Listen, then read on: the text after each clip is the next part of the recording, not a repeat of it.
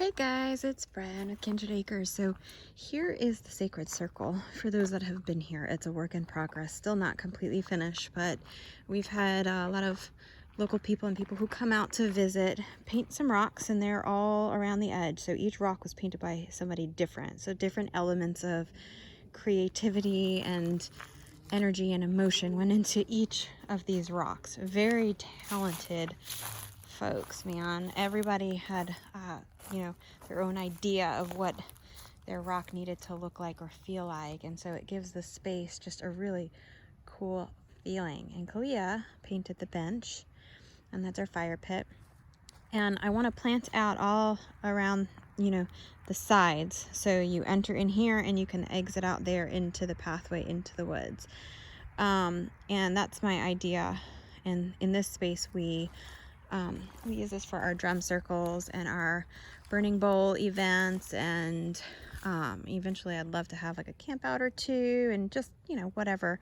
It's just our fun space for releasing and feeling connected and just grounding. Now this area gets pretty moist, as you can see, so we put a large pussy willow there, and it's already beginning to root. That'll help absorb excess moisture. We're also in this little creek spot. What we did over there, we're going to repeat over here, which is to basically berm up, because the water had created like this dip, this erosion, and so we're kind of building it back up by putting plants and wood chips and things like that. And so that'll help with the area getting super moist. Now we did berms here with wildflowers around the edge that are shade wildflowers, and they're actually coming up, and all of this in the middle is coming up from they are wax myrtles that absolutely love moisture. And then we've got some plants over here that love shade and moisture that are very young but coming up. So then over here, the water comes under here, pulls up in here, slowly trickles in through here. This absorbs a lot of that water, and this is part of our rain garden. This is our medicine garden here, black cohosh and marshmallow raised up on these berms so they don't get root rot. We don't want them in the water, but in moist soil that can also drain out. And so those are in the berms, right? So this is the walking path here. It's lined by irises, which you can't really see just yet. So I debated on putting some solar lights along the pathway to enter down into the frog bog. I haven't finished this section yet. This is another berm I'm working on.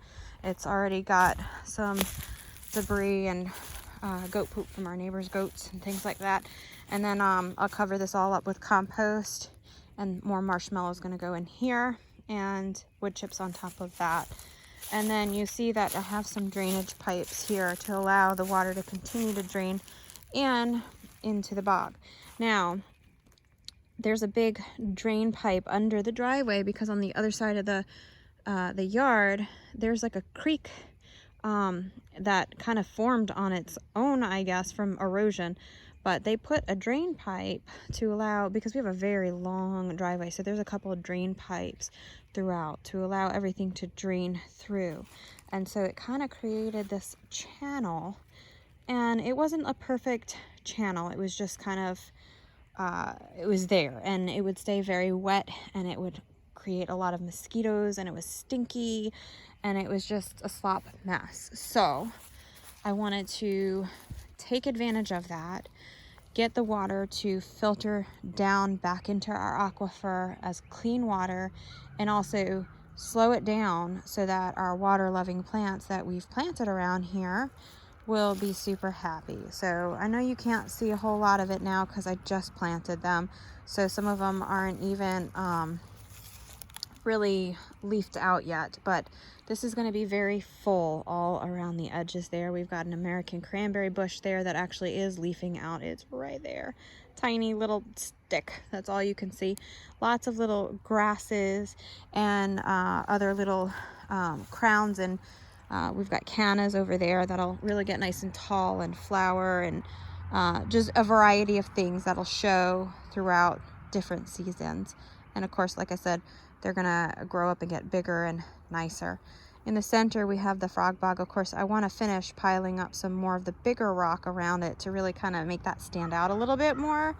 And now the water will continue to divert down apart from what stays in there, because there's a liner in there, so that captures the water. And there are frogs in there right now. We actually saw them when I went to go kind of skim it out a little bit. And our water lilies are in there, and I want to put cattails and other things in there too. But the water lilies actually form lily pads over the whole top of that in summer months, and it's really fun to look at and pretty, and the frogs love it, and it's just been really nice having that. So I'm happy to finally get this filled in with rock. And then we have a sassafras, which, again, if you guys got the rain packages, that was part of the rain package. The sassafras, some of the ferns, some of these oat grass, the oat, I'm sorry, I'm so exhausted. I've been hauling rock all day. So these things were all part of some of the rain garden packages. Some of them weren't. I added my own things in there as well. And anyhow, so this is going to continue all the way down to the end, which the water was trying to go that way anyway. It had created this little channel, and then it kind of goes off, kind of trickles a little bit in there. A lot of it gets absorbed, and then further out in the woods, there's actually like a little pond, and it looks like possibly created by beavers, because we saw what looked like a beaver den, and we've seen beaver scat, and just a lot of things around that show signs of beavers, the way the trees were kind of cut and things like that. And then over here we put some a flowering dogwood and just some water loving and shade, moist loving and shade loving plants, aronia berry. And then I want to put at the end a big, kind of like a big berm, and do like a nice big clump of clumping bamboo at the end. And that's the kids' playscape. That's a work in progress right now. So I'm gonna do a little bridge, like just a little footbridge right here across to get to the other side, so they're not stepping in the river, what we call the river. So this is our little makeshift river. The bulk of the rock I knew was going to be in this section. With this section being so narrow, it's actually not going to take much at all. One more load will definitely do it. And so all in all, the rock I paid about $40, $46 so far with tax. So one more load will definitely do it. And so it'll be under $100 for all the rock, and of course the plants that I put in, and the liner we had from something else, so we used it. And the bigger rocks we actually had on the property, so we just kind of moved them over to do it. So the pipe, the drain pipes there, that cost maybe $8 for the big long piece that I had to cut into different sections. And the wood chips I got free from our local arborist. So all in all, under $100 to put this really cool looking rain garden in. Well, I mean, if you count the plants, a little over 100, but for me, a lot of the plants came from my own stock. But not bad for a really cool garden, and it's going to allow all of this to drain, because this is kind of sloped down. So all of this drains. It'll drain into there, and it's already been doing an excellent job, because this had been, before I finished the trench and the pipes, this was standing water, and around that, inside that berm where the wax myrtles were, was like really a nice big deep layer of standing water. It was a couple inches of standing water, which it finally drained down in here once I got the pipes shoved in there and cleaned, and kind of made a little bit of a way for the water. And so that solved that problem. So it's looking great. I'm actually super excited, really happy with how it's coming out, and I can't wait for the plants to really fill in. And there's a little goji berry over there, right there, and some bee balm, wild bergamot, and yeah. So I don't know. I'm so torn about putting solar lights, because I just feel like it would give it a really nice feel, but at the same time I want to be as natural as possible. I don't want to scare off any nature creatures that may want to visit this area at night, And, you know, we are a certified wildlife habitat, so the idea is making it as conducive as possible to nature creatures. So it might be a selfish decision on my part wanting to put the solar lights. But at the same time, I have to think, I've done so much for nature. I can do a little bit for us. I don't know. Then you think about the Lorax, and that's how it starts, huh? I guess it's something I need to meditate on.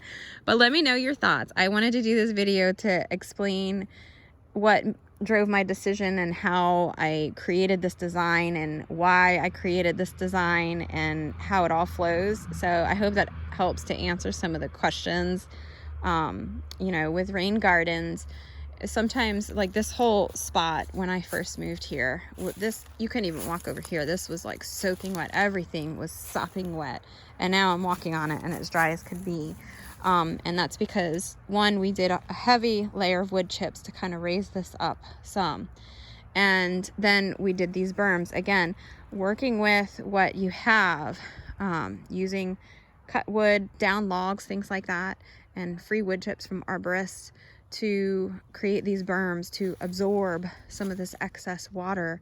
And I mean, it makes a big difference. I remember the first year we moved here, how bad it stunk. So bad. It was unbearable. Like, there were days where we couldn't even come outside because it smelled so bad, and the mosquito problem was incredible.